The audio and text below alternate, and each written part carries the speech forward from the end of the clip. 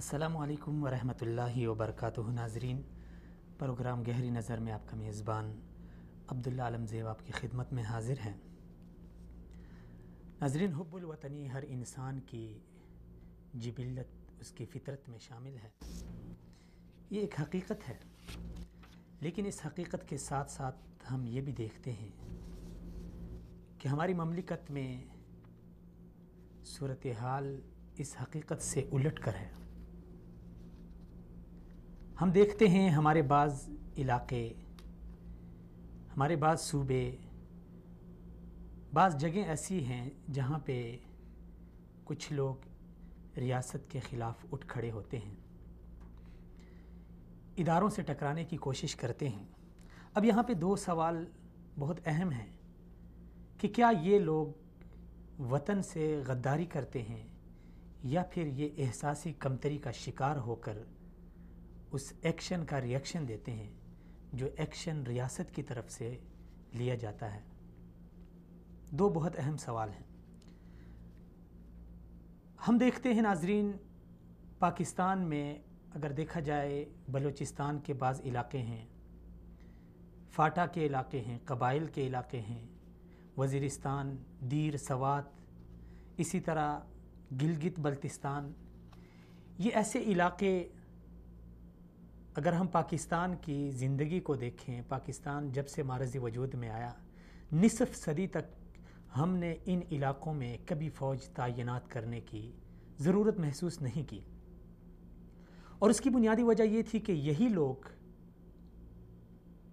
اس ریاست کے ہماری ان سرحدوں کے محافظ ہوا کرتے تھے۔ لیکن یہ حقیقت بھی آج بالکل اس کے برعکس ہم دیکھتے ہیں کہ آج صورتحال یہ ہے کہ ہماری فوج کی ایک بہت بڑی تعداد ان علاقوں میں تعینات ہے۔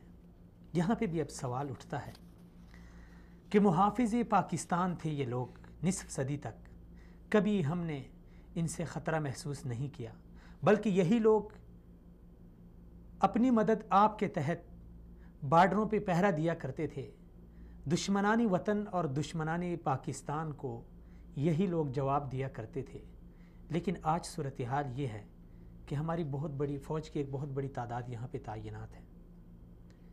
محافظ پاکستان سے دشمنی پاکستان تو ہم نہیں کہہ سکتے، لیکن جو ایک بغاوت پہ ان لوگوں کو اکسایا، وہ اسباب اور عوامل کیا تھے؟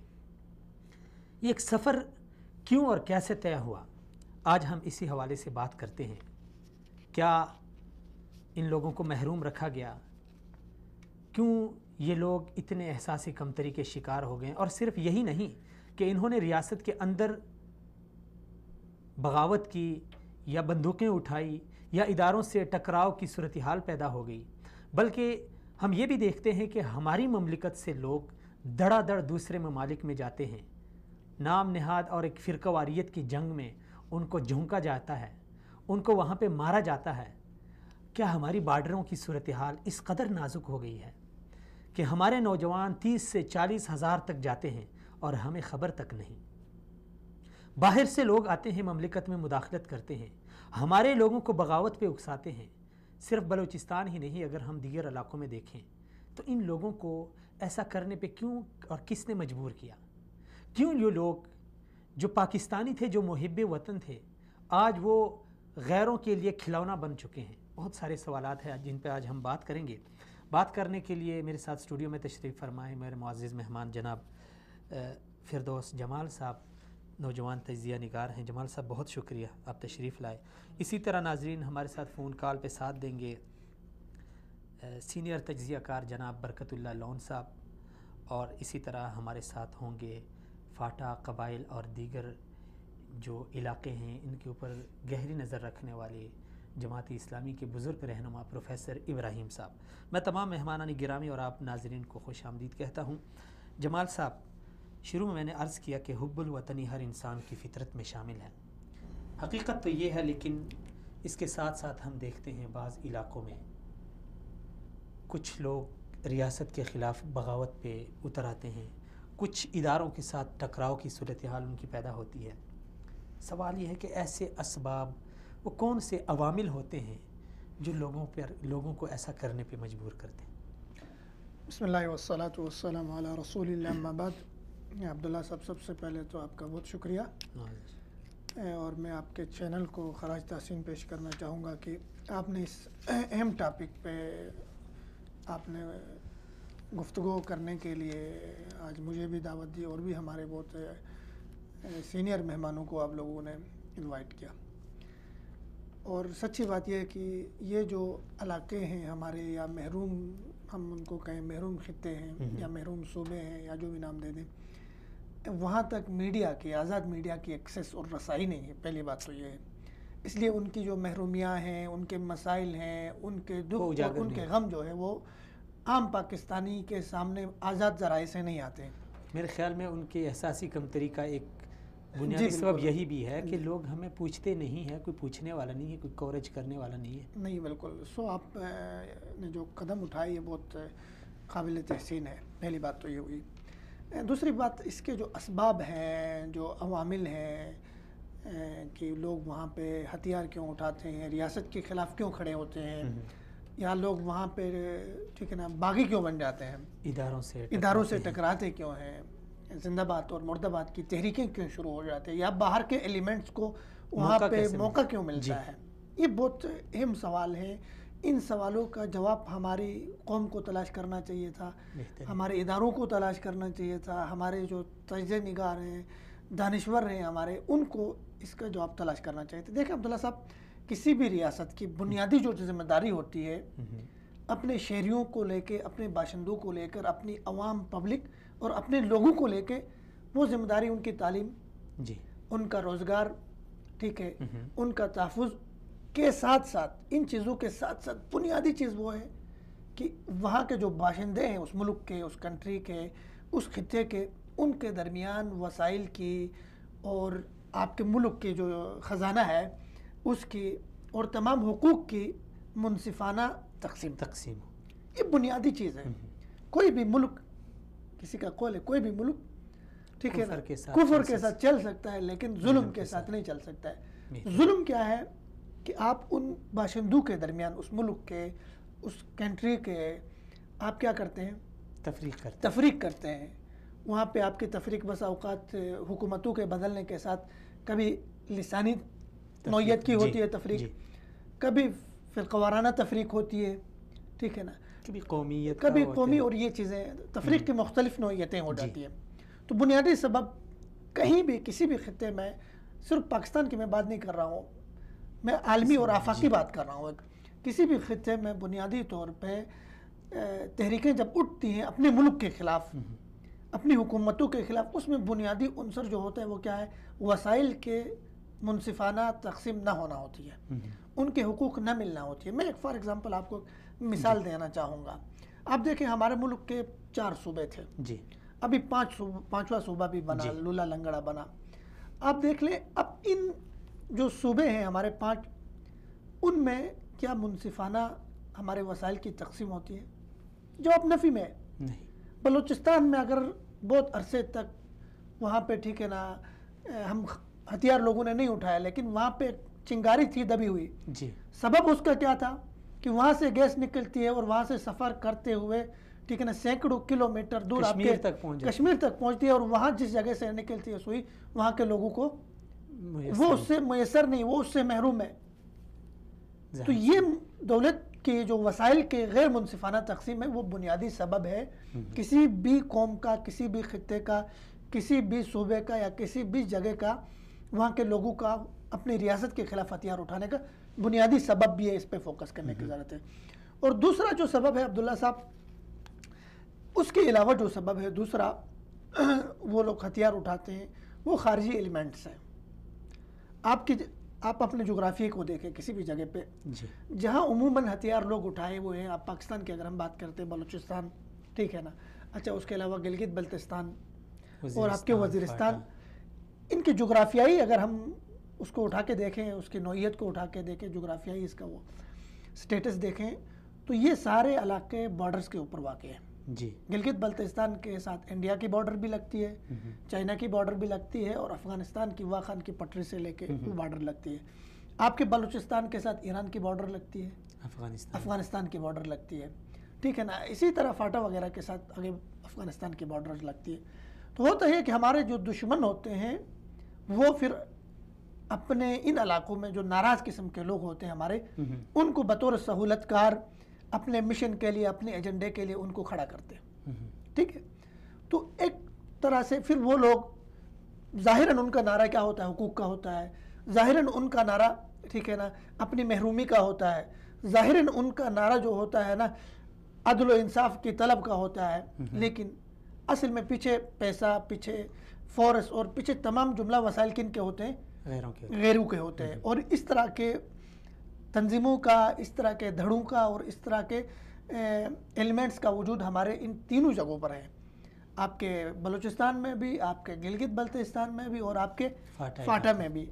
دوسرا سبب یہ ہے کہ خارجی جو ہے نا وہ عوامل، غلطی تو ہماری ہوئی نا، غلطی ہماری اپنی ہے. ہم نے ان کو محروم رکھا، غیروں نے آ کے ان کو ہم نے ان کو محروم رکھا. اس وجہ سے غیروں نے وہاں پہ کیا کر دی؟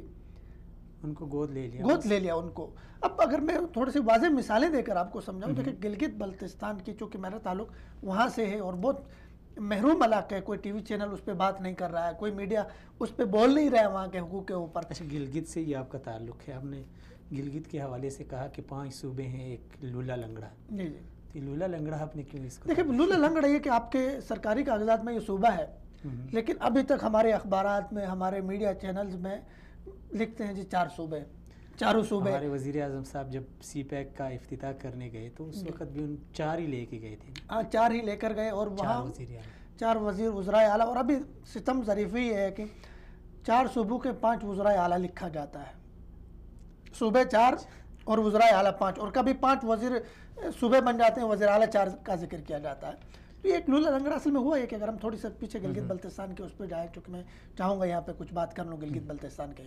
گلگت بلتستان چونکہ 1848 میں گلگت بلتستان پہ ڈوگرا نے حکومت کی، وہاں پہ قبضہ کیا. ڈوگرا راج نے قبضہ کیا، سکھوں نے وہاں پہ قبضہ کر کے اس علاقے کو زیر نگوں کر دیا، اپنا اس پہ اپنے تسلط جمایا. اس کے بعد 1948 کو یہاں کے لوگوں نے خود لڑ کے، قربانیاں دے کے اس خطے کو آزاد کیا. اور آزاد کرانے کے بعد غیر مشروط طور پہ، رضاکارانہ طور پہ اس کا الحاق پاکستان سے کیا. ٹھیک ہے. پاکستان سے بھی ایسا الحاق کیا کہ مطلب ایک عشق تھا، ایک جنون تھا وہاں کے لوگوں کا، ایک محبت تھی. پورے پاکستان کا واحد جگہ وہاں پہ ہے گلگت بلتستان، جہاں پہ میں پہلے بھی لکھتا رہا ہوں، اس پہ کہتا رہا ہوں کہ وہاں کے لوگوں نے کفن کے کپڑے سے جھنڈا بنا کے لے رہا ہے پاکستان کا. چونکہ اس وقت غربت تھی، لوگوں کے پاس کپڑا نہیں تھا، ٹھیک ہے نا. جھنڈا بنانے کے لیے کپڑا نہیں ملا، تو کسی نے کہا میرے گھر میں کفن کے لیے کپڑا رکھا ہوا ہے، اس سے جھنڈا بنا کے انہوں نے وہ جھنڈا لے رہا ہے. پاکستان کے ساتھ الحاق کیا، لیکن 70 سال گزر گئے، وہاں کے لوگوں کو حقوق نہیں ملے. پہلے تو لوگوں کو پتہ نہیں ہوتا تھا کہ گلگت بلتستان واقع کہاں پر ہے. چونکہ اس کا نام شمالی علاقے جات رکھ لیا، تو کوئی سمجھتا تھا یہ فاٹا میں ہے، کوئی سمجھتا تھا ٹھیک ہے یہ کہیں اور ہے. اس کی واضح کوئی شناخت نہیں تھی. سب سے پہلے تو اس علاقے کو کوئی شناخت نہیں دی، ٹھیک ہے نا. اس کے علاوہ اس علاقے کے جو حقوق تھے، بنیادی آئینی حقوق تھے، وسائل سے مالا مال علاقہ ہے وہاں پہ. آپ وہاں پہ پن بجلی بنا سکتے ہیں، ٹھیک ہے نا. بجلی کے بڑے بڑے آپ وہاں پہ ذخائر اپنے بنا سکتے ہیں، لیکن آپ نے اس علاقے کو توجہ کا مرکز نہیں سمجھا، اس پہ توجہ نہیں دی. حالانکہ وہ علاقہ اتنی اہمیت کا حامل ہے جغرافیائی طور پہ. آپ اور آپ کا سب سے بڑا اتحادی، سب سے بڑا تجارتی پارٹنر چائنا کے ساتھ، ٹھیک ہے نا، یہ پل ہے گلگت بلتستان. یہاں سے آپ نے گزر کے جانا ہے، لیکن وہاں کے لوگوں کو اتنی محرومیاں دی، وہاں کے لوگوں کے حقوق کا آپ لوگوں نے خیال نہیں کیا. اب میں فار ایگزامپل اس کے پھر کوئی منفی اثرات پڑے ہیں؟ دیکھیں بہت منفی اثرات پڑے. اور میں آپ کو عجیب بات یہ ہے کہ وہاں تو تقریباً کوئی 20-25 سال سے ایک تحریک وہاں پہ علیحدگی کی چل رہی ہے گلگت بلتستان میں. اچھا. اور وہ تحریک بالاورستان کے نام سے چل رہی ہے. اس کو باہر سے NGOs فنڈ بھی دیتے ہیں، ٹھیک ہے نا. اس کو ٹھیک ہے نا. اور بدقسمتی سے میں کہوں گا، بدقسمتی اور دکھی دل کے ساتھ میں کہہ رہا ہوں یہ بات، کہ اس تحریک کو دبانے کے لیے ہم نے صرف ریاستی جبر، طاقت کا زور ہم نے لگایا، ٹھیک ہے نا. ہم نے اس کو لاجیکلی اور ان کے حقوق دے کے حل کرنے کی کوشش نہیں کی. اس کا نتیجہ یہ ہوا کہ اس تحریک کے لیے ہمدردی رکھنے والی ابھی ہماری نوجوان نسل آپ کے کالجز میں ہے، آپ کے پنجاب کے یونیورسٹیز میں، کراچی کی یونیورسٹیز میں ایک بہت بڑا ان کا اسٹرکچر موجود ہے، نیٹ ورک موجود ہے. تو ان کی جو نوجوان نسل ہے وہ کیا ہے گلگت بلتستان کی، وہ مایوس ہے، وہ محروم ہے. چونکہ پرانے لوگ جو تھے ان کو پتہ تھا کہ ہم نے قربانیاں دے کے اس کو آزاد کرایا، اس لیے ہم پاکستان سے ہماری جو محبت ہے وہ کیا ہے، وہ اس پہ کوئی سوالیہ نشان نہیں ہے. لیکن نئی نسل تو دیکھ رہی ہے، اب 21ویں صدی کے نسل ہے کہ ان کے ساتھ محرومیاں کیا ہیں، ان کے ساتھ کیسا سلوک کیا جا رہا ہے، ان کے حقوق پہ. دیکھیں المیہ عبداللہ صاحب سی پیک ہمارے علاقے سے گزر رہا ہے ریسنٹلی، اس پہ اگر ہم بات کرنا چاہیں، مجھے لگتا ہے آپ اس پہ بھی سوال تیار کیا ہوگا. جی جی، یہ میری ذہن میں ہے. ٹھیک ہے نا. سی پیک ہمارے علاقے سے گزر رہا ہے، گلگت بلتستان سے گزر رہا ہے، اور گلگت بلتستان کا 439 کلومیٹر کا راستہ سی پیک پہ جائے گا. 439 کلومیٹر کا راستہ. لیکن گلگت بلتستان کے لیے سی پیک سے ابھی تک کوئی واضح نہ اعلان ہوا حکومت کی طرف سے، نہ سی پیک کمپنی کی طرف سے. ہمیں کیا مل رہا ہے کسی کو نہیں پتا. گلگت بلتستان میں عوام پریشان ہے کہ ہمیں کیا مل رہا ہے، جبکہ آپ کے سی پیک سے پنجاب کے اندر 52 ترقیاتی منصوبے ہوں گے. سی پیک سے، سی پیک کے حصے سے پنجاب کے لیے 52 ترقیاتی منصوبے آ گئے. آپ کے سندھ کے لیے 21، آپ کے بلوچستان کے لیے 8، آپ کے خیبر پختونخوا کے لیے 8. ٹھیک ہے نا، منصوبے آپ کے سی پیک میں شامل ہیں. لیکن گلگت بلتستان کے لیے بگ زیرو، کچھ بھی نہیں ہے سی پیک سے. ہمیں مطلب اس پہ اعتراض نہیں ہے کہ بلوچستان کو کیوں مل رہا ہے. وہاں کے عوام کو اعتماد میں بھی نہیں لیا گیا. اعتماد میں نہیں لیا گیا. وہاں کے لوگوں کو، اب بیچارے لوگوں کو بس صرف یہ کہ دیکھیں اب لوگوں کو ابھی اس چیز کا بھی احساس نہیں ہے کہ وہاں سے جب سی پیک گزرے گا، ہمارا علاقہ بڑا خوبصورت ہے، سرسبز و شاداب ہے، سیاحتی حوالے سے اچھا، موسم کے حوالے سے بہت اچھا ہے، وہاں آلودگی نہیں ہے. لیکن جب سی پیک وہاں سے گزرے گا ہمارے علاقے سے تو وہاں آلودگی بھی ہوگی، ٹریفک کا رش بھی ہوگا، شہروں جیسا ماحول ہوگا. تو وہاں کی جو نیچرل بیوٹی ہے وہ خراب ہوگی. لیکن اس کے بدلے میں ہمارے لوگوں کو کیا مل رہا ہے، اس کے کوئی واضح شکل نظر نہیں آ رہی ہے. ٹھیک ہے نا. جبکہ اس کے علاوہ وہاں پہ ٹھیک ہے نا، ہر سال NFC ایوارڈ جو ہوتا ہے، NFC ایوارڈ کے تحت آپ کے صوبوں کے درمیان ٹھیک ہے نا، قومی بجٹ کو، قومی جو وہ ہوتا ہے وسائل، اس کو تقسیم کیا جاتا ہے. اس میں گلگت بلتستان کا ذکر ہی نہیں، گلگت بلتستان اس میں شامل ہی نہیں ہے. تو پھر یہ جو حکومتی سیٹ اپ ہے اس کو کس مقصد کے لیے بنایا گیا؟ وزیر اعلیٰ ان کو دیا ہے، باقی کابینہ ان کے پاس ہے، تو ان لوگوں کا کام کیا ہے؟ دیکھو عبداللہ صاحب، گلگت بلتستان کی جو حکومت ہوتی ہے وہاں کی ٹھیک ہے نا، ایک چھوٹی سی پاکٹ سائز ایک حکومت ہے، اتنی چھوٹی سی وزراء، اتنے مختصر سے وزراء. تو قومی جو نیشنل اسمبلی ہے یہاں پہ آپ کی نمائندگی ہے؟ بالکل نہیں ہے. ہمارا لوگوں کا مطالبہ ہی بنیادی طور پہ یہ کہ ہمیں آئینی جب حقوق ملیں گے گلگت بلتستان کے لوگوں کو، پارلیمنٹ میں ہماری نمائندگی ہوگی، سینٹ میں ہماری نمائندگی ہوگی، ٹھیک ہے نا، اعلیٰ عدلیہ میں ہمارے ججز ہوں گے، تو یہ سب کچھ ہوگا. لیکن ابھی اس چیز میں سے کچھ بھی ہمارے پاس نہیں ہو رہا. ٹوٹل ہمارا بجٹ جو ہے نا 54 ارب روپے کا بجٹ ہے، 54 ارب ٹوٹل بجٹ. جبکہ آپ کے بلوچستان میں جو سب سے محروم ہے وہاں 300 جو ہے نا ارب کا بجٹ آپ کا بنتا ہے. تو یہ محرومیاں وہاں بہت ہے گلگت بلتستان میں. لیکن تو ابھی مستقبل میں کیا ہوگا جب سی پیک یہاں سے گزرے گا؟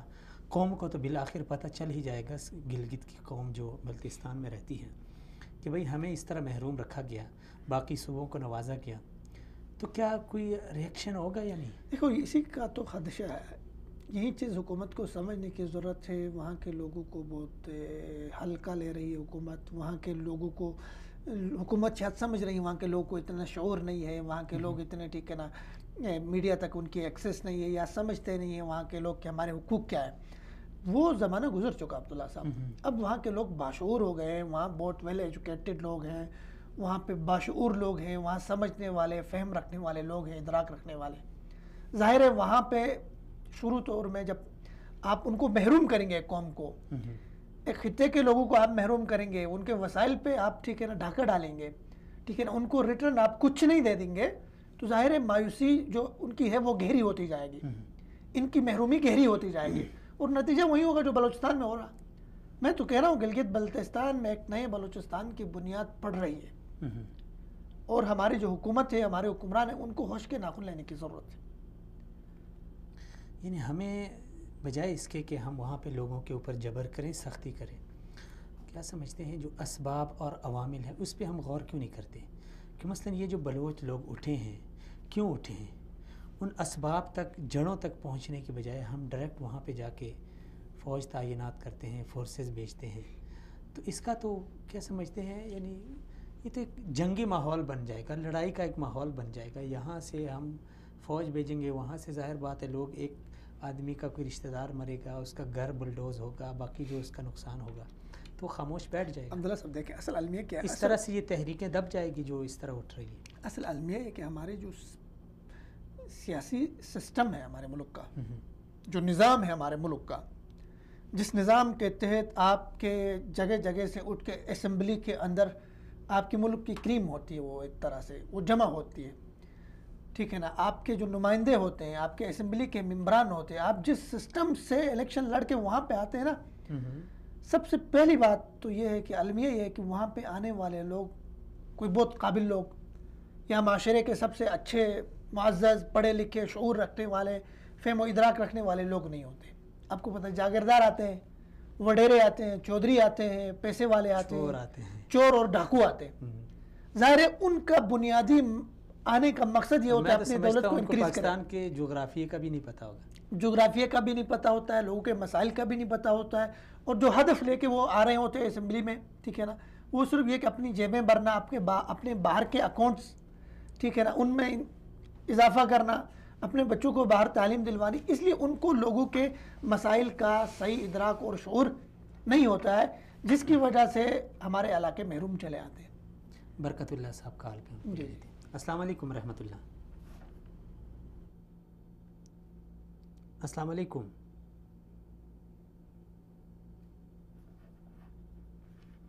جی السلام علیکم. چلیں ان کی آواز نہیں آ رہی.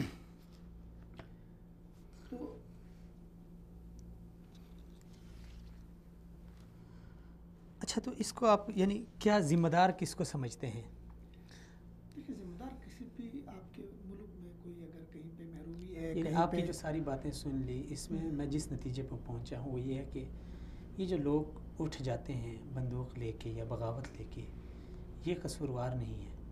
دیکھیں قصور تو ان کا بھی کسی حد تک ہے، اس میں کوئی ہم اس کو کلین چٹ نہیں دے سکتے ہیں عبداللہ صاحب. کلین چٹ نہیں، لیکن جو بنیادی اگر غلطی ہم دیکھ لینا، بالکل ریاست کی ظاہر ہے، اس میں ریاست سب سے زیادہ بڑی مجرم تو ریاست ہے.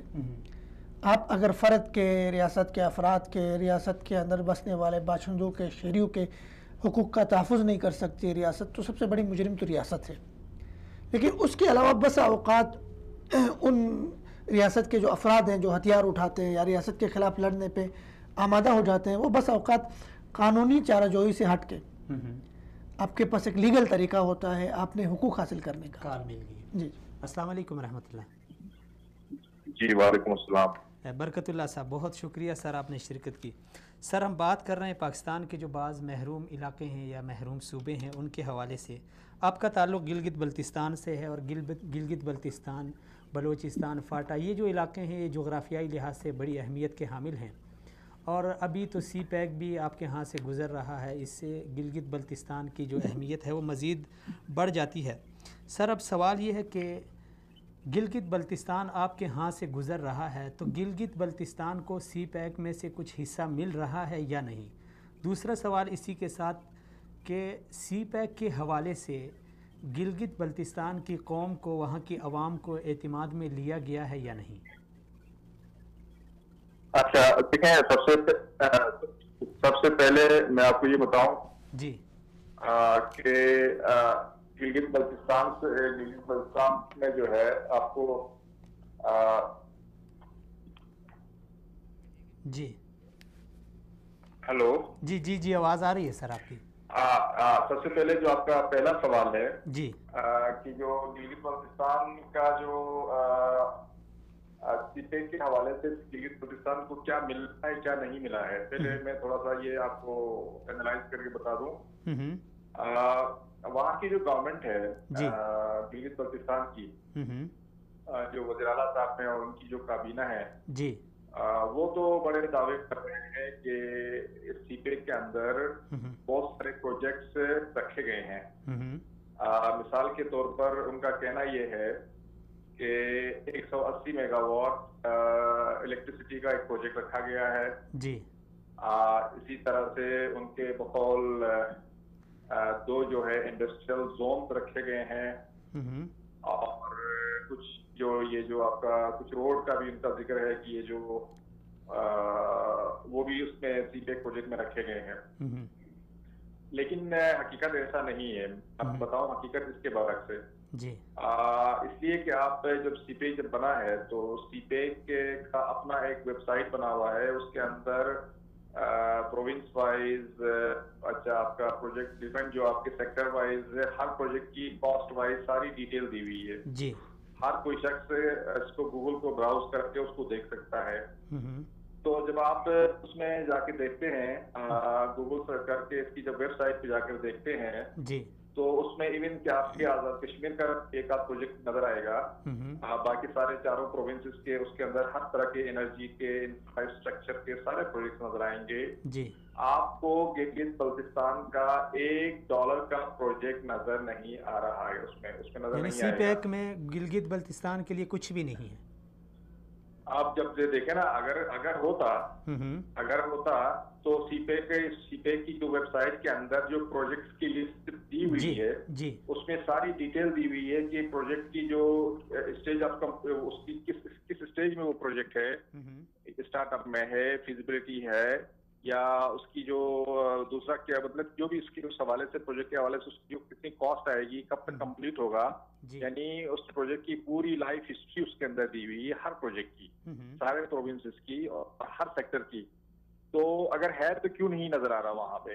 سوال یہ ہے نا. اگر آپ جیسے آپ کی میڈیا آپ جو الیکٹرانک میڈیا ہے آپ کو بھی حق پہنچتا ہے کہ آپ یہ وزیر اعلیٰ صاحب سے جو وہاں کے حفیظ الرحمان صاحب سے یہ کبھی ان کو آن لائن لے کے، جس طرح آپ نے مجھے آن لائن لیا ہے اس طرح ان کو بھی آن لائن لے کے ان سے یہ سوال کریں کہ آپ وہاں کے جو لوکل نیوز پیپرز ہیں اس میں آپ بڑے دعوے کرتے ہیں جی کہ سی پیک میں یہ ملے گا، ہمیں یہ ملا ہے، ہمیں یہ ملا ہے. آپ ہمیں یہ بتائیں کہ اس میں جو ہے نا اگر ہے تو وہ سی پیک کی جو ویب سائٹ ہے اس کے اندر کوئی پروجیکٹ نظر کیوں نہیں آ رہا؟ نمبر 1. تو عوام کو نمبر 2 جی عوام کو اعتماد میں لیا گیا ہے یا نہیں ہے؟ اچھا اب آپ کا دوسرا بڑا اچھا انٹرسٹنگ سوال ہے. اب عوام کو کتنا اعتماد میں لیا ہے؟ سب سے پہلے تو اس وزیر اعلیٰ جو ہمارے صوبے کا وزیر اعلیٰ ہے اس کو اعتماد میں نہیں لیا ہے، تو عوام کو اعتماد میں لینا تو بہت دور کی بات ہے. اب آپ یہ دیکھیں کہ جو ہمارے وزیر اعلیٰ صاحب ہیں ہمارے گلگت بلتستان کے، ان کو جو سی پیک کے حوالے سے جو کمیٹی بنی ہوئی ہے فیڈرل فیڈریشن کی طرف سے، جو ساری جس کے سربراہ جو ہیں سنی اقبال صاحب ہیں، تو سی پیک کے حوالے سے جو کمیٹی بنی ہوئی ہے اس کے اندر بھی ہمارے وزیر اعلیٰ صاحب کی کوئی نمائندگی نہیں ہے، یا گلگت بلتستان کے کسی اور گورنمنٹ کے کسی وزیر کی کوئی نمائندگی اس کے اندر نہیں ہے. سی پیک کے اندر کیا فیصلے ہوتے ہیں، کیا فیوچر پلاننگ ہوتی ہے، کیا کچھ ہوتا ہے، اس میں گلگت بلتستان کا کوئی نام بھی نہیں لیا جاتا ہے. سر اب سوال یہ ہے کہ اس کا اب ریاکشن کیا ہوگا؟ اب میں تھوڑا سا کمپلیٹ کرنے دیجیے. دوسری بات جو آپ نے کہا نا عوام کو اعتماد میں کیوں نہیں لیتے ہیں، دوسری بات یہ ہے کہ جب ابھی یہ جو وزیر اعظم صاحب نائل ہونے سے 1-2 مہینے پہلے جب یہ سی پیک کے حوالے سے اپنا ایک اعلیٰ وفد لے کے سارے وزرائے اعلیٰ اور جو احسن اقبال اور ایون آزاد کشمیر کے جو وزیر اعظم تھے سب کو لے کے چائنا گئے تھے، اس وقت وزیر اعلیٰ صاحب کو انہوں نے اپنے ساتھ لے کے نہیں گئے. تو جب سی پیک کے حوالے سے وزیر اعلیٰ صاحب کو اعتماد میں نہیں لے سکی ہے فیڈرل گورنمنٹ، وہاں کی عوام کو اعتماد میں لینا تو ایک خواب ہے. تو عوام کی طرف سے ریاکشن کیا ہوگا سر؟ کیا رد عمل ہوگا؟ یہ بھی تو گلگت بلتستان کی جو عوام ہے وہ 70 سال سے پرامن اور بڑی پڑھی لکھی عوام ہے، اور وہاں کی جو لٹریسی ریٹ ہے پاکستان کی آلموسٹ ہائیسٹ ہے. اس کا جو تھوڑا سا ڈس ایڈوانٹیج، تھوڑا سا اس کا کیا کہتے ہیں آپ غلط فائدہ بھی ہماری فیڈریشن لیتی ہے. وہ عوام ظاہر ہے جس طرح دوسرے علاقوں میں اگر محرومیاں ہوتی ہیں تو وہ روڈوں پہ نہیں نکلتی اور زیادہ جو ہے نا اس طرح کی چیزیں نہیں کرتی ہیں. لیکن میں یہ آپ کو بتاتا چلوں کہ اگر سی پیک کے حوالے سے فیڈرل گورنمنٹ نے اس طرح اگر نظر انداز کیا اور گلگت بلتستان جو کہ کوریڈور ہونے کی حیثیت سے ٹاپ پرائیورٹی پہ ہونا چاہیے، اگر اس کو پرائیورٹی نہیں دی گئی تو میں آپ کو بتاؤں کہ گلگت بلتستان کی عوام بہت احتجاج کرے گی اور اس پروجیکٹ کی کمپلیشن میں یقیناً بہت ساری رکاوٹیں آ سکتی ہیں، کیونکہ یہ ایک قسم کی جو ہے نا مطلب وہاں کی عوام کے ساتھ بڑی ناانصافی ہوگی اگر ان کو صرف یہ وہاں کے جو سارے سینکڑوں ہزاروں ٹرک گزریں گے، صرف اس کا دھواں ہی پینا ہے، اس کا دھواں ہی لینا ہے، اور سڑکوں میں بیٹھ کے پنکچر ٹائر لگانے، تو پھر میں سمجھتا ہوں معذرت کے ساتھ یہ بہت مشکل ہوگا اس معاملے کو جو ہے نا فیڈرل گورنمنٹ کو سر یہ بھی کہا جا رہا ہے کہ اس صوبے کو گلگت بلتستان کو آئینی حقوق دینے سے مقبوضہ کشمیر کا جو مسئلہ ہے وہ متاثر ہو سکتا ہے، اس حوالے سے آپ کا کیا تجزیہ ہے؟ دیکھیں میں آپ کو ایک بات بتاؤں، گلگت بلتستان کو آزاد کشمیر کے ساتھ اس طرح سے جو نفی کر کے جو ایک وہ ایشو چھوڑا گیا ہے کہ اگر گلگت بلتستان کو ہم ایک 5واں صوبہ بنائیں گے تو آزاد کشمیر جو قوم ہے اس کو نقصان پہنچے گا، میرے خیال سے ایسی کوئی بات نہیں ہے۔ آزاد کشمیر ایک الگ آئیڈینٹی ہے، گلگت بلتستان ایک الگ آئیڈینٹی ہے، ہمارا ان سے کوئی اس طرح کا لینا دینا تو نہیں ہے، کیونکہ دیکھیں آپ کو میں تھوڑا سا ہسٹوریکل بیک گراؤنڈ دیکھیں، گلگت بلتستان کی جو آبادی ہے، جو پاپولیشن ہے، تو اس میں سے کچھ جو ہماری جو ضلع ہیں، ایک آدھ ضلع جو ہے نا وہ مائگریٹ کر کے کشمیر سے مائگریٹ کر کے آئے ہیں، باقی جو بہت سے اضلاع ہیں وہ کچھ چائنا سے آئے ہیں، کچھ دوسرے افغانستان سے آئے ہیں، تو بیسیکلی ہسٹوریکلی بھی دیکھیں تو ہم پورے تو کشمیر کے نہیں ہیں، ہم ایسا نہیں کہ ہم کشمیر سے ہی مائگریٹ کر کے آئے ہیں، تو یہ میں نہیں سمجھتا کہ اگر اس کو کشمیر کی جو وہاں کی جو قیادت ہے وہ بھی اس میں بڑے روڑے اٹکاتی ہے، بڑا افسوس ہوتا ہے، اور اس کے ساتھ ہمارے جو وزیر اعلیٰ صاحب ہیں وہ بھی ان کے ہاں میں ہاں ملاتے ہیں، تو سب سے بڑا مسئلہ تو یہ ہے نا کہ آپ کا اپنا وزیر اعلیٰ جو ہے وہ اس چیز میں فائل نہیں کر پا رہا ہے کہ بھائی ہمیں ایک الگ سے آئینی صوبہ ہونا چاہیے، اور ہمیں جس طرح پاکستان کے 4 صوبے ہیں اس طرح 5واں صوبہ بنایا جائے، تو جب تک آپ کی صوبائی قیادت خود اس چیز پہ اسٹینڈ نہ کرے تو آپ پھر فیڈرل گورنمنٹ سے یا آزاد کشمیر کی گورنمنٹ سے کیا ایکسپیکٹ کریں گے؟ تو اس کے لیے تو آپ کو صوبائی قیادت ایسی رکھنی ہوگی کہ وہ اس طرح سے آنکھوں میں آنکھیں ڈال کے فیڈرل گورنمنٹ کو یہ بتا دے کہ بھائی ہم بھی جو ہے اس ملک کے شہری ہیں اور ہمیں بھی پورے حقوق دیے جانے چاہیے، ہمیں بھی 5واں صوبہ بنانا چاہیے، تو میں سمجھتا ہوں کہ 5واں صوبہ بنانا چاہیے۔ وہاں کی محب الوطن عوام نے پاکستان کے لیے بڑی قربانیاں دی ہیں اور بڑے بڑے محب الوطن لوگ ہیں وہاں کے، وہاں یقیناً بہت ساری محرومیاں ہیں، ان محرومیوں کو ایڈریس کیا جانا چاہیے، اور سی پی کے حوالے سے خاص طور سے اس وقت گلگت بلتستان کی بڑی امپورٹنس بڑھ رہی ہے۔ جی آپ نے ابھی جو اپنے قوم ہے، جو اپنے عوام ہے، ان کے حقوق کے لیے سیاست میں قدم رکھا ہے، پہلی بات تو یہ کہ آپ کو مبارک ہو اور اللہ کرے آپ سے قوم کے فائدے کے کام ہوں اور بہت اچھے اچھے کام ہوں، دیگر سیاستدانوں سے تو ہم نا امید ہو چکے ہیں، لیکن آپ کیا سمجھتے ہیں کہ پی ٹی آئی میں شامل ہو کر آپ یہ سمجھتے ہیں کہ P T I Gilgit Baltistan کے قوم کے لیے، وہاں کے عوام کے لیے دیگر جو پارٹیاں ہیں ان سے مختلف ثابت ہوگی؟ نہیں، یقیناً دیکھیں پی ٹی آئی پہ اس وقت صرف گلگت بلتستان کی عوام کی نظریں نہیں ہیں، اس وقت پاکستان کی پورے پاکستان کی جو ہے نا نظریں پی ٹی آئی پہ ہیں، کیونکہ ظاہر ہے آپ نے دیکھا ہے کہ یہ جماعت جو ہے یہ سیاسی جماعت سے بہت نیچے سے ابھر کر آئی ہے، کیونکہ ان کی ہماری جو لیڈرشپ ہے ان کے جو یہ ایک خود ایک ہم جیسے لوگوں نے نیچے سے عمران خان صاحب سے ابھر کر جو ہے نا ایک لیڈر بنے ہیں، یہ کہ ورثے میں ان کو وہ نہیں ملی ہے جس طرح دوسرے نون لیگ اور پیپلز پارٹی میں ورثے میں جو ہے نا ان کو سونے کے چمچ میں ان کو قیادت ملی ہو، تو یہ تو نیچے سے ابھر کر آئے ہیں۔ اور لیکن سر پی ٹی آئی کے حوالے سے تو یہ کہا جا رہا ہے کہ وہ اندرونی خلفشاروں میں مصروف ہے اور ملک کی سرحدوں کی اس کو کوئی فکر نہیں ہے، خارجہ پالیسی کی کوئی فکر نہیں ہے، بیرونی ممالک کے ساتھ تعلقات کی اس کی کوئی فکر نہیں ہے، تو اس میں کتنی سچائی ہے؟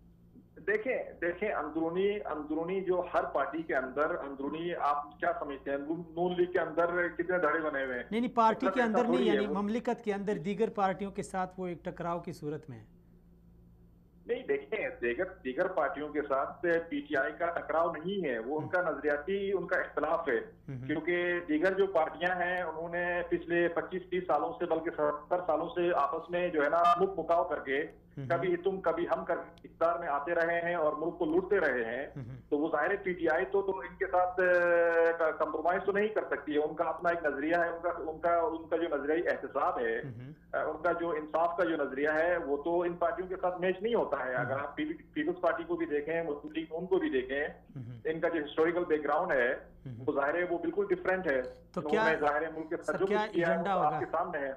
پی ٹی آئی کا ان جیسے علاقوں مثلا گلگت بلتستان ہے، بلوچستان ہے، فاٹا وزیرستان، دیر سوات، ان علاقوں کی جو محرومیت ہے اس حوالے سے کیا ایجنڈا ہے آپ پی ٹی آئی کا؟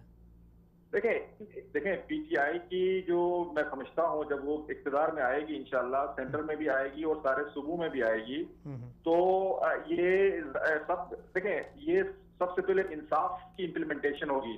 یعنی جہاں انصاف ہوگا، بیسیکلی اگر آپ بلوچستان میں بھی دیکھیں تو جو وہاں پہ جو خانہ جنگی شروع ہوئی، جو مسائل شروع ہوئے، وہاں پہ انصاف نہیں تھا. وہاں پہ لوگوں کو جو وہاں پہ جو ایک قسم کا بکیزم اور وڈیرزم کا سسٹم تھا، اور بیچارے غریب جو ہے پس رہے تھے. تو یقیناً انصاف ملتا، لوگوں کو روزگار ملتا، لوگوں کے مسائل حل ہوتے، تو ظاہر اس طرح کے مسائل نہیں ہوتے. اسی طرح سے گلگت بلتستان کی جو عوام نے، انہوں نے تو خیر بلوچستان کی طرح کسی نے اس طرح سر اٹھا کے کوئی بغاوت نہیں کی الحمدللہ، لیکن ظاہر محرومیہ ہے. پی ٹی آئی آ کے سب سے پہلے انصاف کی فراہمی کرے گی.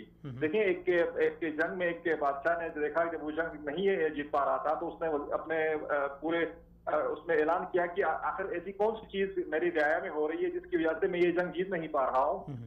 پتہ چلا کہ وہاں پہ انصاف کا فقدان ہے. تو جب اس نے انصاف کو کے فقدان کو ختم کرنا شروع کیا اور انصاف پر عمل کرنا شروع کیا پوری مملکت میں، تو وہ جنگ جیت گیا. تو یہ بیسیکلی ہمارے ملک کا سب سے بڑا المیہ یہ ہے، پچھلے 70 سالوں سے قانون جو ہے وہ صرف غریب کے لیے بنا ہوا ہے، اور غریب بھی جو ہے قانون کے کٹہرے میں کھڑا ہوتا ہے. یہ تو پی ٹی آئی کو آپ کریڈٹ دیں اور پی ٹی آئی کو آپ ہم سلوٹ مارتے ہیں کہ یہ اس کی وجہ سے آج جو طاقتور طبقہ ہے، جو صاحب حیثیت تھے اور صاحب اقتدار ہیں، وہ بھی کٹہرے میں کھڑے ہوئے اور انہوں نے حساب دیا. تو یہ ظاہر شروعات نہیں ہے، تو آگے بھی بہتر ہوگا اسی طرح سے انشاءاللہ، اور انصاف کا بول بالا ہوگا. اچھا ایک بات آپ نے بتائی، سوری میں اس کو ذرا بات کرنا چاہ رہا ہوں. آپ نے کہا کہ بھئی پی ٹی آئی جو ہے اس وقت اندرونی خلفشار کا شکار ہے، اور جو بیرونی معاملات ہیں اور اس طرح کے معاملات ہیں اس میں دیکھیں پی ٹی آئی جو ہے فیڈرل میں اس وقت گورنمنٹ میں نہیں ہے، اس لیے خارجہ پالیسی کے جو معاملات ہیں وہ گورنمنٹ کا کام ہے اس کو ڈیل کرنا، اور باقی جو بارڈر کی سیکیورٹی کا معاملہ ہے وہ گورنمنٹ کا ہے. تو ظاہر ہے وہ ہماری فوج ماشاءاللہ سے اتنی اچھی ہے اور اتنی اسمارٹ ہے، وہ سارے معاملات خارجہ پالیسی کے معاملات بھی سنبھالتی ہے اور آپ کی جو بارڈر کے معاملات بھی وہ سنبھالتی ہے. سر ابھی گلگت کے ساتھ ساتھ ہم عموماً بات کرتے ہیں جس طرح گلگت کا خطہ ایک حساس خطہ ہے، بارڈر پہ واقع ہے، اسی طرح بلوچستان کا ہے، فاٹا کے جو علاقے ہیں، ان علاقوں کو اگر ہم اسی طرح محروم کریں گے اور یہاں پہ جو بنیادی حقوق ہے وہ ان قوم کو عوام کو نہیں دیں گے، تو آپ کیا سمجھتے ہیں جو جنگ ہمارے اوپر مسلط ہے یہ مزید بڑھے گی کیا؟ یعنی ریاست کو کیا کرنا چاہیے ایسے لوگوں کے حوالے سے؟ دیکھیں یہ تو بالکل ہی اس میں کوئی دو رائے نہیں ہے. اگر آپ جن علاقوں میں جو محرومیہ ہے، جیسے فاٹا ہے، بلوچستان ہے، آپ کا جو اندرون سندھ ایون میں بتاؤں آپ کو، اندرون سندھ میں بھی بڑی محرومیہ ہے، بلوچستان کا علاقہ ہے، گلگت بلتستان کا علاقہ ہے. دیکھیں جب تک آپ اپنے عوام کی محرومیوں کو جب تک ایڈریس نہیں کریں گے اور آپ صرف دوسرے طریقے سے آپ سمجھیں کہ ہم امن کو بحال کریں گے تو بڑا مشکل ہوگا. وہ ٹیمپرری تو بحال ہو سکتا ہے لیکن لانگ ٹرم جو ہے نا وہ مشکل ہوگا. تو یقیناً اس لیے جو ہے ان کو چاہیے، ظاہر ہے ہماری گورنمنٹس کو ان تمام کے جن علاقوں کے جو ایشوز ہیں، جیسے مثال کے طور پر پاکستان کے کچھ علاقے ہیں جہاں پہ ایک سے زیادہ صوبے بننے چاہیے، جیسے پنجاب کے ساؤتھ میں ایک صوبہ بننا چاہیے، ہزارہ کا صوبہ بننا چاہیے، اور اس طرح سے جہاں جہاں لوگوں کی ریکوائرمنٹ ہے میں سمجھتا ہوں اس میں کوئی برائی نہیں ہے. ان کو اگر حقوق ان لوگوں کو وہاں کے حقوق اس طرح دیے جائیں، اسی طرح سے گلگت بلتستان کو اگر ایک آئینی صوبہ بنا دیا جائے اور ان کے جو بنیادی حقوق ہیں ان کو ایڈریس کیا جائے، تو میں سمجھتا ہوں کہ وہ اس سے بھی زیادہ محب الوطنی ثابت کریں گے اور اس سے زیادہ ملک کو ترقی ہوگی. اور یہ جو بھی گورنمنٹس ہیں ان کو ان چیزوں کا خیال رکھنا چاہیے. اور میں بڑا اپریشیٹ کرتا ہوں ان دو گورنمنٹس کو، ایک لحاظ سے اپریشیٹ اس لیے کرتا ہوں کہ مشرف کے بعد خاص طور سے یہ دو پیپلز پارٹی کی گورنمنٹ اور نون لیگ کی گورنمنٹ نے بلوچستان میں جو ہے نا کافی انہوں نے توجہ دی ہے، اتنی نہیں دی ہے جتنا دینا چاہیے، لیکن یقیناً وہاں کی جو اتنی محرومیات تھی، انہوں نے ظاہر پیسہ بھی لگایا ہے، بڑے پروجیکٹس بھی لگائے ہیں، وہاں پہ امپلائمنٹ جنریٹ ہوئی ہے. سی پیک کے بعد تو کافی وہاں پہ کافی پروجیکٹس لگ رہے ہیں. یہ اچھی بات ہے، اس طرح گورنمنٹس کو دیکھنا چاہیے. وہ بھی ظاہر ہے ہمارے چار بیٹے ہیں، ظاہر ہے وہ کوئی سوتیلا بیٹا تو نہیں ہے بلکہ 5 ہے گلگت بلتستان کے ساتھ، تو 5 کو بیٹے ہیں ایک فادر کے، تو ظاہر ہے ان کو 5 کو سب کو ایک پیار اور محبت اور شفقت سے دیکھنا چاہیے، ان کے حقوق کو ایڈریس کرنا چاہیے، ان کے جو بھی مسائل ہیں اس کو حل کرنا چاہیے. چلیں جی، بہت شکریہ برکت اللہ صاحب، سلامت رہیں، آپ نے ٹائم دیا. جی ناظرین، برکت اللہ لون صاحب کی آپ نے باتیں سنی اور یقیناً بڑی اچھی بات ہے کہ ہمیں اگر اس طرح ہم تفریق کریں گے صوبوں کے درمیان یا قوموں کے درمیان اور ایک علاقے کو نوازتے رہیں گے دوسرے کو محروم کرتے رہیں گے تو یقیناً وہ اگلا بھی پاکستانی ہے، اس نے بھی اس مملکت کے لیے قربانی دی ہے، اس کے دل میں بھی اس وطن کے لیے، اس دھرتی کے لیے، اس مٹی کے لیے محبت ہے۔ لیکن فارسی میں کہا جاتا ہے کہ تنگ آمد بجنگ آمد، آخر انسان کتنا یعنی صبر کر لے، کس حد تک برداشت کر لے، آخر اس کے اندر بھی ایک دل ہے، اس کے اندر بھی احساس ہوتا ہے۔ جب انسان احساسی کمتری کا شکار ہو تو پھر وہ جنگ کے اوپر آمادہ ہوتا ہے، پھر وہ ریاست کے ساتھ بھی ٹکرانے کے لیے تیار ہوتا ہے، اداروں کے ساتھ بھی ٹکرانے کے لیے تیار ہوتا ہے۔ اور اگر ریاست ان چیزوں کے اوپر توجہ نہ دے تو یقیناً یہ ہمارے لیے، پاکستان کے لیے بہت بڑا خطرہ جو ہے نا وہ ثابت ہو سکتا ہے، کیونکہ اس وقت ہم ہر طرف سے گھیرے ہوئے ہیں۔ اگر ہم مغربی بارڈر دیکھیں، مشرقی بارڈر دیکھیں، ہر طرف سے دشمن ہے، اور اگر اندرونی لوگوں کو بھی ہم اسی طرح فراموش کریں گے تو یقیناً دشمن کو موقع ملے گا، اور دشمن آ کے پھر ایسے لوگوں کو وہ گود لے گا، ان کے ساتھ محبت شفقت کے ساتھ پیش آئے گا، اور پھر ان کو استعمال کر کے اپنی ہی ریاست، اپنے ہی اداروں کے خلاف کھڑا کرے گا۔ پھر ہم جس طرح ہم ایک عشرے سے ہم اندرونی خلفشاروں میں مصروف ہیں، اسی طرح ہم مصروف رہیں گے۔ نہ پھر ہم عالمی اسلام کے امور پہ توجہ دے سکتے ہیں، نہ پھر ہم یہ کہہ سکتے ہیں کہ فلسطین میں کیا ہو رہا ہے، کشمیر میں کیا ہو رہا ہے، برما میں کیا ہو رہا ہے، افغانستان میں کیا ہو رہا ہے، کیونکہ ہمیں اندرونی طور پہ اتنا مصروف رکھا گیا۔ اور یہ ایک سوچی سمجھی سازش ہے۔ اس سازش کو ہمیں سمجھنا چاہیے، اور ان لوگوں کی جو محرومیاں ہیں انہیں ہمیں دور کرنا چاہیے۔ ناظرین، یہاں پہ وقت ہوا ہے ایک بریک لیتے ہیں، بریک کے بعد دوبارہ سے آتے ہیں، ہمارے ساتھ رہیں۔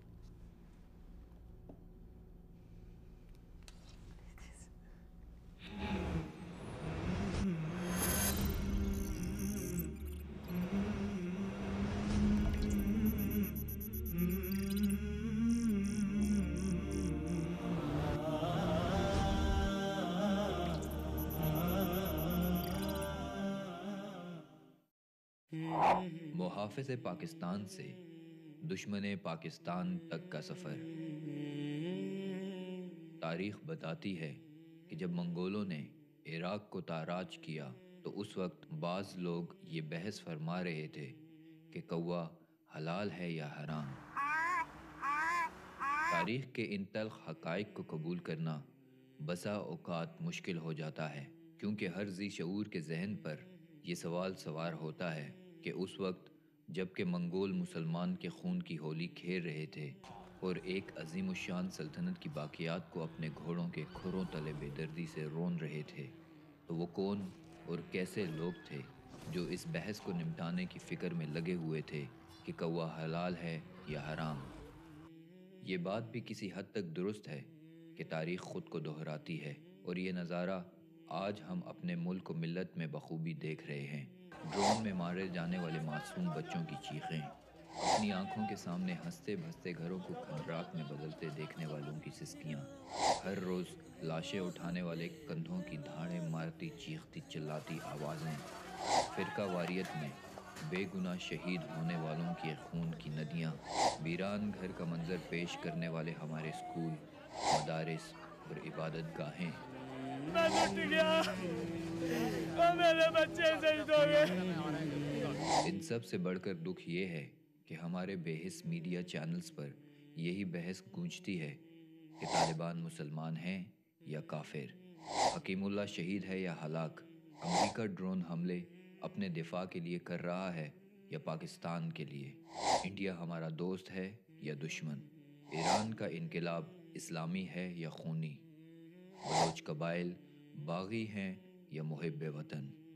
کاش کوئی دانشور یہ بات بھی زیر بحث لاتا کہ طالبان کو طالبان بنایا کس نے، بلوچ قبائل نے بغاوت کیوں کی، امریکہ، انڈیا اور ایران کو کس نے اجازت دی کہ وہ ہمارے گھر میں گھس کر یہ فیصلہ کریں کہ ہمارا دوست کون ہے اور دشمن کون۔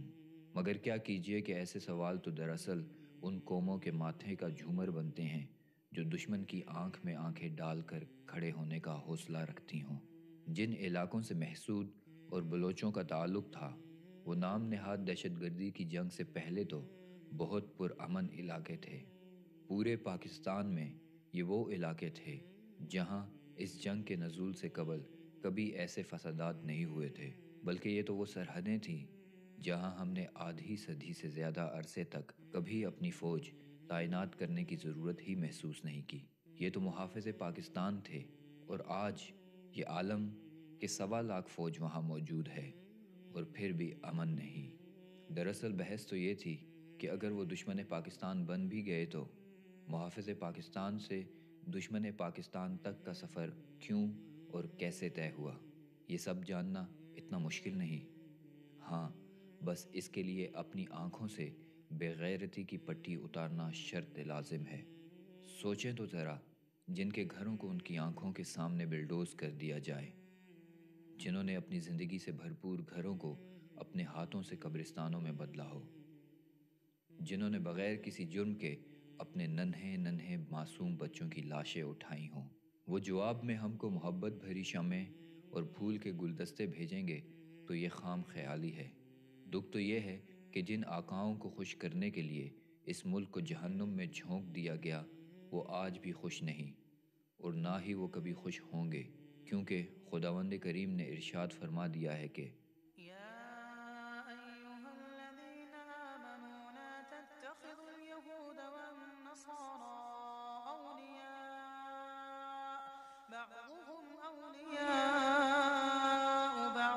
ومن يتولهم منكم فإنه منهم إن الله لا يهدي القوم الظالمين۔ اے ایمان والو، تم یہود و نصارہ کو دوست مت بناؤ، یہ تو آپس میں ہی ایک دوسرے کے دوست ہیں۔ تم میں سے جو بھی ان میں سے کسی ایک کے ساتھ دوستی کرے گا، وہ بلا شبہ انہی میں سے ہے۔ ظالموں کو اللہ تعالی ہرگز راہ راست نہیں دکھاتا۔ اللہ رب العزت نے بہت واضح ہدایت دی ہے کہ جب تک تم ان سے دوستیاں نہیں ختم کرو گے، اسی حال میں رہو گے، نہ تم سے اللہ راضی ہوگا اور نہ وہ دشمن خدا۔ دکھ اور افسوس تو اس پر ہے کہ اتنا سب گزر جانے کے بعد بھی ہم نے اپنے کھلے دشمن کو نہ پہچانا، بلکہ ہمارے میڈیا نے تو شاہ سے بڑھ کر شاہ کی وفاداری کا ثبوت دیا۔ یہ بے حسی کی انتہا ہی نہیں، بلکہ بے غیرتی کی شرمناک داستان ہے جسے تاریخ کبھی فراموش نہیں کرے گی۔ جو قومیں اپنی غیرت اور حمیت غیروں کی جھولیوں میں ڈال کر بے حسی کی نیند سو جاتی ہیں، وہ پھر تاریخ میں کبھی گھوڑوں کے کھروں کے نیچے کچلی ہوئی ملا کرتی ہیں، تو کبھی ان کے چیتھڑے ڈرون حملوں کے نتیجے میں پتھروں میں دفن ملتے ہیں۔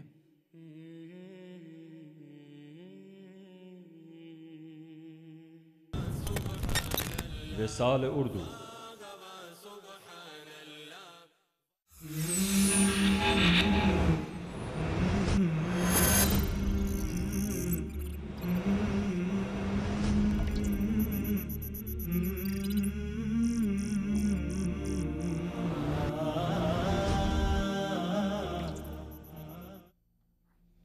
جی ویلکم بیک ناظرین، بریک کے بعد ایک بار پھر آپ کو خوش آمدید۔ جمال صاحب، ہم بات کر رہے تھے جو ہمارے محروم صوبے ہیں یا علاقے ہیں جنہیں ریاست نے کسی حد تک نظر انداز کیا ہے۔ مسائل تو ہم دیکھ رہے ہیں، لیکن مسائل کے حل کی طرف بھی ہمیں بڑھنا چاہیے۔ کیا ایسے اقدامات کرنے چاہیے ریاست کو، یعنی وہاں کی جو مقامی حکومت ہے اس کو، اور پھر خاص کر جو ہماری مرکزی حکومت ہے اس کو ایسا کیا یعنی اقدامات کرنے چاہیے تاکہ ان لوگوں کا جو احساس کمتری ہے یا احساس محرومی ہے وہ ختم ہو؟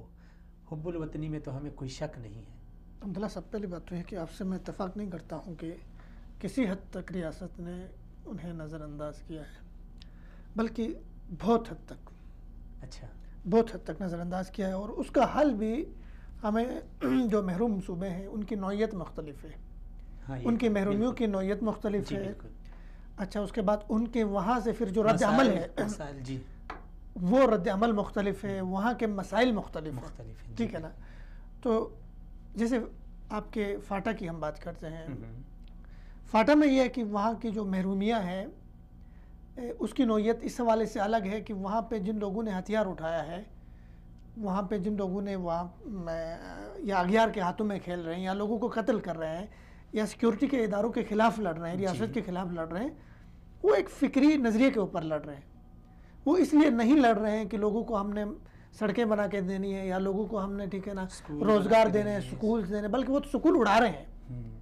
وہاں نوعیت مختلف ہے، جبکہ آپ کے بلوچستان میں وہاں نوعیت الگ ہے، وہاں قومیت ہے اور ایک مطلب ہسٹوریکل ایک وہ ہے. وہ کہتے ہیں جی خان قلات نے جو ہے نا وہ بلوچستان کو قائد اعظم کو ایسے ہی دیا تھا، اس کی کوئی حیثیت نہیں، یا اس کی جو ہے نا وہ کہہ رہے ہیں کہ اس کو باقاعدہ الگ ریاست رکھنا چاہ رہے تھے، تو اس کی بنیاد الگ ہے، ان کی اس فتنے کی بنیاد الگ ہے.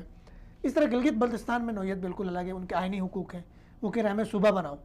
تو ہر ایک کے ساتھ جس طرح کا ان کا مسئلہ ہے اس مسئلے کے لحاظ سے نمٹا جائے. فار ایگزامپل آپ کے فاٹا میں جو ہے نا تکفیری سوچ ہے یا اس طرح کی سوچ پروان چڑھ رہی ہے. سب سے پہلے تو یہ کہ وہ لوگ جو آپ کے ساتھ 70 سال تک محبت فرماتے رہے، بےلوث محبت، آپ نے کچھ بھی ان کو نہیں دیا جی، بلکہ آپ کی جنگیں وہ لڑتے رہے. افغانستان میں جا کے انہوں نے آپ کی جنگ لڑی، سرحدوں کے محافظ تھے وہ لوگ. ان کو آپ نے کس کے کہنے پہ، صرف امریکہ کی ایک کال کے اوپر یا امریکہ کے کہنے پہ ان لوگوں کو آپ نے دہشت گرد ڈکلیئر کیا، ڈرون گرائے، ان پہ ڈرون گرائے، ان لوگوں کو قتل کیا. وہی لوگ جو آپ کی ایک فوج تھی، آپ ہسٹری اٹھا کے دیکھیں پاکستان کے سب سے پہلے جو لشکر کشی ہوئی کشمیر کے اوپر وہ قبائل اور ٹرائبل ایریا کے لوگوں نے کیا جی بالکل ایسے. تو پہلے تو ان کو آپ نے ان کے ساتھ جو غداری کی ہے، ان کی جو ساتھ آپ نے ٹھیک ہے نا ان کے حقوق پہ ڈاکہ ڈالا ہے، ٹھیک ہے نا ان کے حب الوطنی کو آپ لوگوں نے سزا دی ہے جی، اس کا ازالہ کریں. ان لوگوں کو قومی دھارے میں شامل کرنے کے لیے تینوں جو ہمارے متاثرہ علاقے ہیں، بلکہ اندرون سندھ جیسے برکت اللہ صاحب نے بات کی، یا جہاں جہاں محرومی ہے، سب سے پہلے بنیادی اقدام آپ نے جو کرنا ہے ان علاقوں میں سب میں، یہ چونکہ مشترکہ سب کی محرومی وہ ہے تعلیم کو عام کرنا، شعور دینا. آپ کالجز بنائیں، یونیورسٹیز بنائیں، سکولز بنائیں، ان کے بچے پڑھنے لگیں گے، ان کو شعور آئے گا، وہ اپنے حقوق کی بھی بات کریں گے اور آپ کے ساتھ جو تعلق ہے اس کو بھی بہتر کریں گے. سب سے پہلے شعور ہے. پھر وہاں کے لوگ جتنے دیکھیں ان کو روزگار دے دیں. آپ کے بلوچستان میں روزگار کا کوئی آپ کی فیکٹریاں نہیں، وہاں پہ کارخانے نہیں ہیں وہاں پہ، ٹھیک ہے نا، وہاں کے ٹھیک ہے نا تجارت کا کوئی وہ نہیں ہے، ذریعہ نہیں ہے. آپ کے وہاں اتنے لوگ ہیں، اتنے نوجوان ہیں، وہ کیا کریں گے، کہاں جائیں گے؟ وہ آ کے آپ کے پاس پنجاب میں کسی پنجابی کے پاس کام کرتے ہیں، سوری میں کوئی عصبیت نہیں پھیلانا چاہ رہا، یا کراچی میں جا کے کسی سیٹ کے پاس کام کرتے ہیں تو وہاں ایسے مزدوری کام کریں گے. تو اس کو اپنے اور کلاس ڈیفرنٹ جو ہے یا اپنے درمیان اور اس کے درمیان جو خلیج ہے وہ اس کی قومی تعصب کو اور عصبیت کو فروغ دے دے گا. بہتر، ٹھیک ہے نا. آپ وہاں پہ انڈسٹریاں لگائیں، آپ کارخانے لگائیں، ٹھیک ہے، اور کچھ نہیں تو اپنی شوگر ملز لے جا کے وہاں لگائیں. جی بالکل، ٹھیک ہے نا. کچھ نہ کچھ تو ان لوگوں کو دیں ان کی محرومیوں کا حل کے لیے. پھر دیکھیں جو تکفیری سوچ ہمارے فاٹا وغیرہ میں تھی، اس کا ایک علاج آپ نے علمی علاج کرنا تھا، علمی طور پہ اس کا معالجہ کرتے، فکری طور پہ لوگوں کو شعور دلاتے. دیکھیں المیہ یہ ہے کہ آپ کے وزیر اعظم صاحب اب نااہل ہو کے گھر بھی چلے گئے، لیکن اس کو توفیق نہیں ہوئی کبھی بلوچستان جائے. جی ٹھیک ہے نا. آپ بھائی بلوچستان جیسے محروم علاقے میں آپ جائیں، وہاں بار بار جائیں، بالکل ٹھیک ہے نا. آپ وہاں کے لوگوں سے ملیں، آپ ٹھیک ہے نا الیکشن کمپین چلانے کے لیے آپ جاتے ہیں، ٹھیک ہے نا، لیکن آپ وزیر اعظم کی کرسی پہ فروکش ہونے کے بعد جانا گوارا نہیں کرتے. آپ گلگت بلتستان کے لوگوں میں جائیں، صرف جھوٹے وعدے نہ کریں، ٹھیک ہے نا. ایک آدھ دفعہ گئے وہاں پہ وعدہ کیا جی آپ کو ہم گلگت سکردو روڈ بنا کے دے دیں گے، ٹھیک ہے نا. وہ موت کو کنواں بنا ہوا ہے، وہاں وہ روڈ نہیں بنایا آپ لوگوں نے. صرف جھوٹے وعدے، لوگوں کو اب اعتماد ہی اٹھ گیا ان سیاسی لوگوں سے. سوال اٹھ رہا ہے کہ لوگ میاں صاحب کی بحالی کے لیے کیوں نہیں نکل رہے ہیں. بھائی کس لیے نکلیں گے؟ آپ عام آدمی کی بات ہی نہیں کر رہے ہیں. آپ گزشتہ 4 سال سے آپ نے ملک کے اندر صرف آپس میں رسہ کشی کرتے رہے، سیاسی جماعتیں اور اپوزیشن.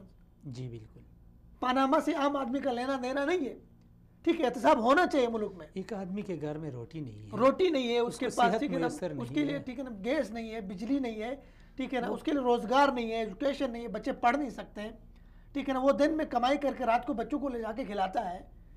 تو اس کی تو یہ ایشوز نہیں ہے آپ کی. آپ وزیر اعظم بنے یا آپ کی بیٹی بنتا ہے یا میاں صاحب کے جو ہے نا رشتہ دار کوئی بنتے ہیں یا عمران خان بنتے ہیں، عام آدمی کو اس سے سروکار نہیں ہے. عام آدمی کی بات کوئی نہیں کر رہا ہے، عام آدمی کے محرومیوں کی بات کوئی نہیں کر رہا ہے. ہم نے صرف فوکس کیا 3-4 جگہوں پہ پاکستان میں جہاں محروم صوبے ہیں، لیکن آپ کے اندرون پنجاب میں بھی محروم جگہ ہیں. جی بالکل. جنوبی پنجاب میں، سندھ میں، ٹھیک ہے نا، وہاں پہ وہ ٹھیک ہے نا ڈنگر اور انسان ایک ہی جگہ سے پانی پیتے ہیں، ٹھیک ہے نا. لوگوں کے لیے بجلی نہیں ہے وہاں پہ، لوگوں کے لیے ٹھیک ہے نا پینے کا صاف پانی نہیں ہے لوگوں کے پاس.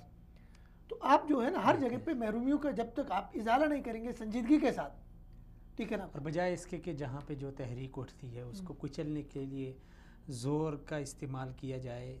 دیکھیں عبداللہ صاحب، تحریکیں وقتی طور پہ تو کچلی جائیں گے، طاقت کے زور پہ آپ کچھ لوگوں کو مار دیں گے، کچھ لوگوں کو جیلوں میں ڈال دیں گے، لیکن وہ محرومی ختم نہیں ہوگی.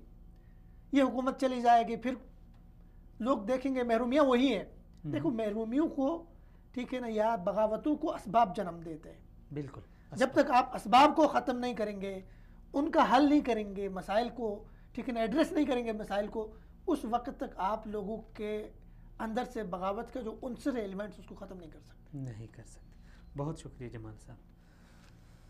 جی ناظرین، یہی بہت اہم اور ضروری ہے کہ اسباب کو ان کو دیکھا جائے، ان کو پڑھا جائے، ان کو سمجھا جائے کہ بالآخر یہ جو لوگ تھے، جس طرح جمال صاحب نے کہا کہ جتنی بھی ہمارے جنگیں لڑی گئی ہیں ان میں اگر ہم دیکھیں تو یہی لوگ پیش تھے. یہ ہماری آرمی جو آرمی تھی اس سے بھی آگے تھے، اپنی بندوقیں لے کے. آج بھی یہی ہوتا ہے جب انڈیا کی طرف سے کوئی بیان بازی ہوتی ہے یا کوئی دھمکی امیز بیان آتا ہے تو آپ نے دیکھا ہوگا سوشل میڈیا پہ یہی لوگ بندوق لے کے اپنے جذبات کا اظہار کرتے ہیں. ایسے لوگ جو وطن کی محبت کے لیے، جو وطن اس مٹی کے لیے، اس دھرتی کی عزت کے لیے وہ ہمہ وقت اپنی جان نچھاور کرنے کے لیے تیار ہوں، ان کی حب الوطنی پہ ہم شک کریں. اور غیروں کے کہنے پہ 9/11 کے بعد جو ہوا، امریکہ نے جو اشارہ، جہاں پہ اشارہ کیا وہیں پہ ہماری ریاست میں ڈرون پھینکے گئے. کیا ہم غیروں کے اشاروں پہ اپنوں کو کب تک مارتے رہیں گے؟ کیا جو لوگ محب وطن تھے ان کی حب الوطنی کی یہی ان کا بدلہ دینا تھا کہ ان کو کچلا گیا، ان کے گھروں کو بلڈوز کیا گیا، مدارس کے اوپر ڈرون پھینکے گئے؟ ظاہر بات ہے جب اس طرح کی صورتحال ہوگی تو ایکشن کا ریئیکشن سامنے آئے گا، اور جب ریئیکشن سامنے آئے گا تو پھر ہم اسی طرح اندرونی خلفشاروں میں، اندرونی طور پہ خانہ جنگی میں مصروف رہیں گے. نہ مملکت میں ہم فلاحی کام کر سکیں گے، نہ تعمیراتی کام کر سکیں گے، نہ ہم معاشرے کو ترقی دلا سکیں گے، کیونکہ ہم دیکھتے ہیں جہاں پہ کوئی منصوبہ شروع ہوتا ہے اسے ناکام بنانے کے لیے تحریکیں اٹھتی ہیں جنہیں بیرونی ممالک سے غیر ان کو سپورٹ کرتے ہیں. صرف یہی نہیں بلکہ دشمن کو موقع ملتا ہے کہ وہ آ کے ایسے لوگوں کو ہاتھوں ہاتھ لے کے ان کو سپورٹ کر کے ان کو حقوق کی ادائیگی اور حقوق دلانے کی یقین دہانی کر کے، وعدے کر کے ان کو اپنے مقاصد کے لیے استعمال کرتے ہیں. پھر ہوتا یہی ہے کہ ہماری آدھی فوج تقریباً وہ اس وقت اندرونی طور پہ خلفشاروں میں مصروف ہے. ہماری فورسز ساری مصروفی عمل ہے، رینجرز مصروف ہے.